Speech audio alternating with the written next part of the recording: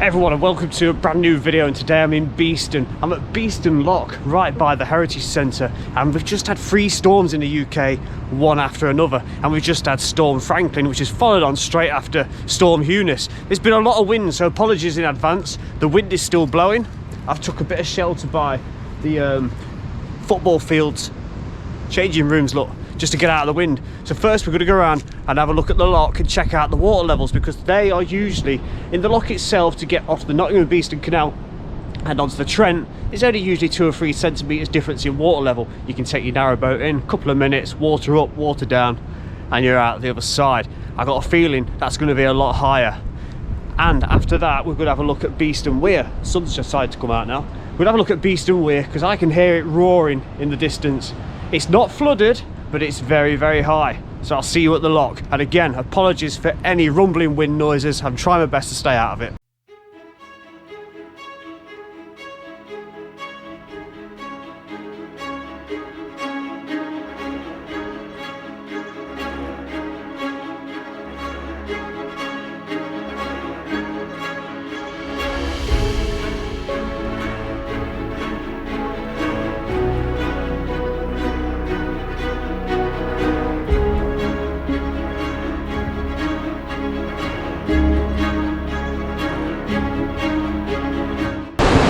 The lower gate of Beeston Lock, and look at this is extraordinary. Look at that water just jumping up, and this has got to be coming out of the chambers. You know where when the lock's emptied and the water comes out into the canal itself, the pressure is obviously that high that it is just forcing its way through and coming out. Look at that.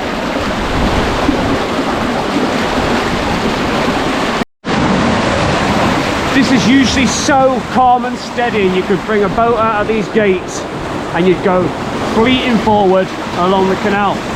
Not today. Just look at the current going down here.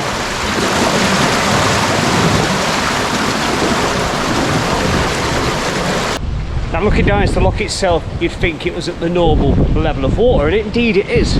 Like I can show it you. And you can see the water trickling out of the gate.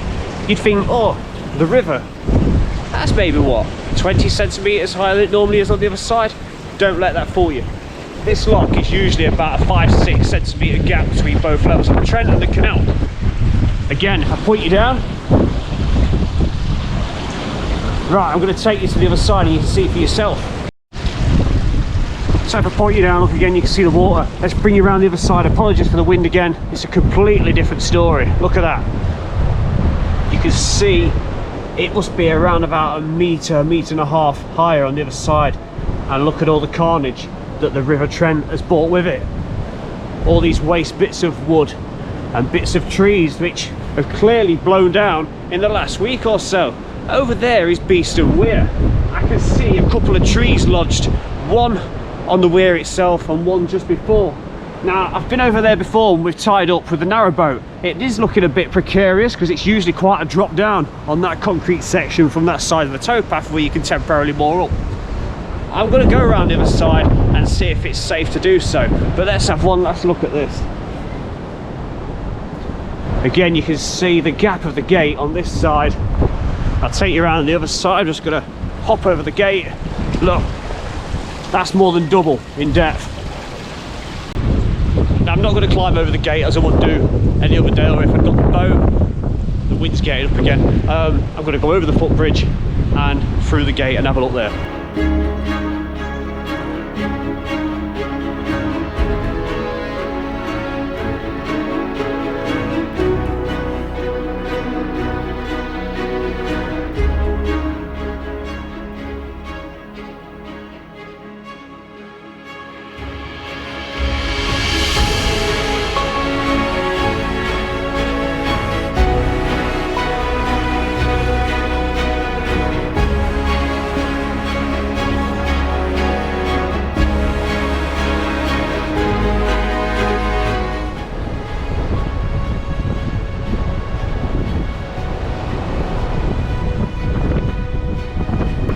Talking to you when we're back against the wind, just to try and you know, get out of it because it's just rumbling far too much. I'm at the weir and you can see that last little section that I think I'm going to have to try and be brave enough to get across, aren't I? There's the first tree, look, which is stuck just here, and the little overflow comes through the canal and out the other side, and you can just make out the mighty weir.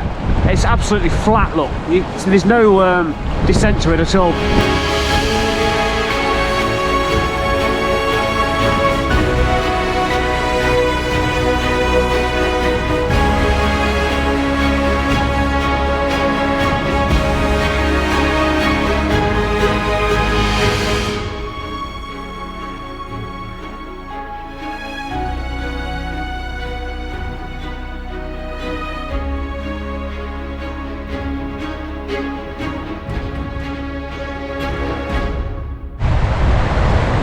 And just look at that tree, it's just stuck there. And the speed of the water going past, if I just hold it still a moment. Now thankfully the wind isn't blowing as much as it was just here. And I'm going to turn you around and show you the way the Trent is going. That is absolutely violent. It looks like it's just flat. There's usually a big drop there down to the weir and at the bottom where the Trent would flow. But it's absolutely flat. Now if I turn you that way, you can see the Nottingham and Beeston Canal begin with Beeston Lock Weir where we were at the beginning. And look at the current of water going towards that. Fair enough, this has been a lot worse, and I've seen it a lot worse. I just wanted to take the opportunity to come down and have a look at it for myself and share it with you today. And what we're going to do next is make our way back to the side of the weir and have a look at that.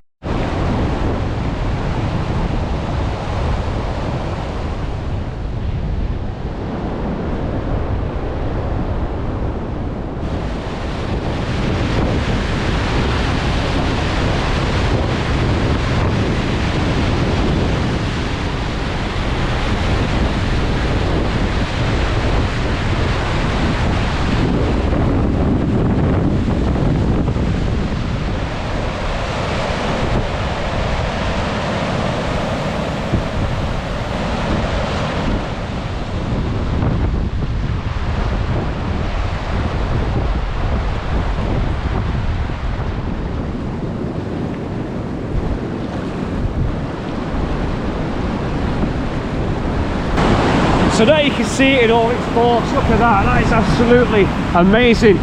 The sheer power. You could be very lucky if you got out of there, and unfortunately, sadly some don't. At the same time, it's such a beautiful location.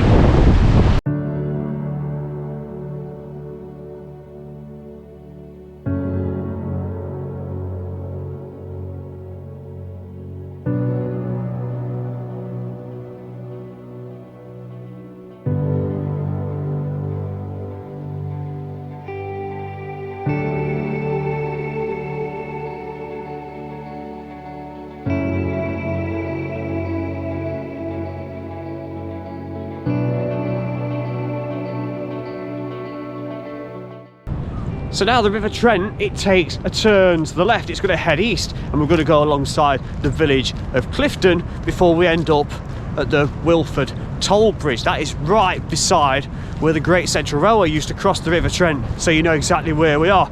That's probably about as far as I'm going to go today, and we will go past Queen's Park and Ride. Now that was on a flood warning yesterday evening and through to this morning, and it is officially closed. So I don't know what we're going to find there, if anything at all. I did manage to get the drone up briefly. It was a bit of a battle for the little fella, but it's gone up, did a little bit of footage for us, and safely landed again.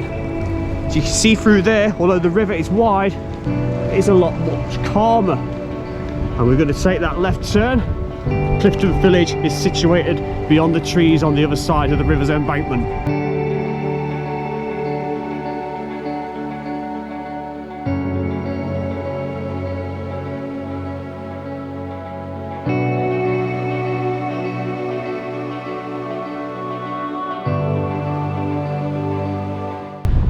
So about a mile from Beeston Weir now, maybe just a little less. You can see we've got the river raging to my right. On the left, we've got all this open space, and you might have picked up on it a couple of times before.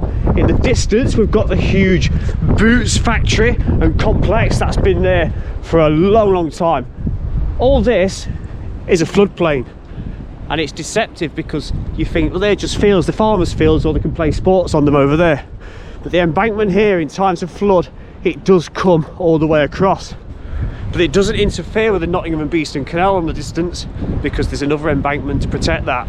I'm finding it fascinating right now because the closer I get to the Queen's Park and Ride and Nottingham itself, the river is obviously, well, the embankments are obviously lower, because look, there's my shoe, and there's the embankment edge, and there's the raging water over there.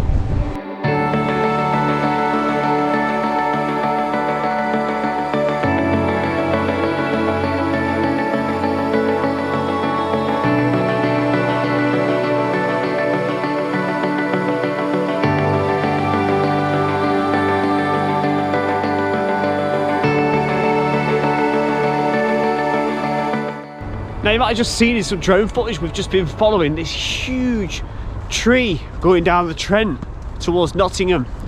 It makes you wonder if that's that one that was lodged on the weir at Beeston. There's a lot of midges around here.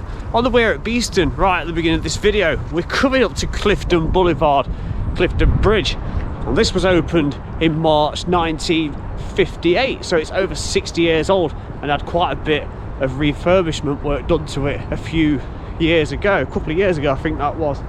Not a lot to see again at the moment, but I'll see you at Clifton Bridge. You can actually make out the sheer speed of the water levels, look, on the Trent right now as it passes under Clifton Bridge. Now if we was to get to the right, we'd head off towards places such as Grantham, Clifton and the M1, and going the other way we'd head off towards Nottingham city centre. Let's get ourselves underneath them.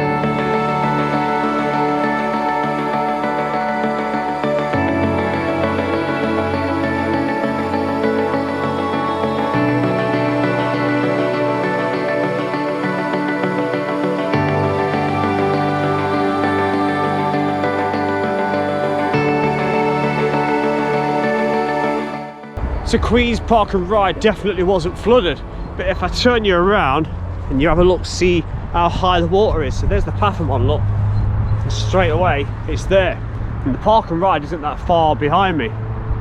There's another tree floating down over there, so it totally makes sense that the Park and Ride was closed, because you never know if it could have just, you know, just tipped over the embankment, and it would have been a hell of a problem for a lot of motorists. Another tree just there. And I expect a lot of these logs are going to collect at Colic flood barrier, because you've either got the lock on one side and you've got the flood barrier on the other, so that's going to be forming a bit of a log jam. So that's about it from this little walk. I know it's not a huge flood, but it was still interesting all the same, especially at Beeston Lock and Beeston Weir. I've just been tipped off that unfortunately Matlock, the River Derwent, has flooded and it's burst its banks into the town. It's a bit late for me to get there, unfortunately, because it's quite late in the afternoon, but I'm going to try and have a go tomorrow. If not, it doesn't happen. If it does, that's a bonus. Like, subscribe, comment below. See you soon, goodbye.